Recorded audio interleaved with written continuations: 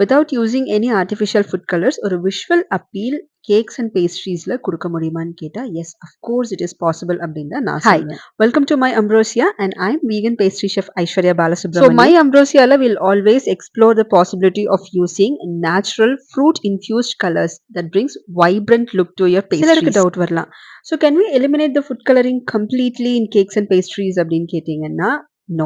Because இந்த மெத்தடுக்கு சில limitations இருக்கு. ஃபார் எக்ஸாம்பிள் மேக்ரோன் ஷெல்ஸ்ல இந்த மாதிரி ஃப்ரூட் இன்ஃபியூஷன் நம்ம கொடுக்க முடியாது.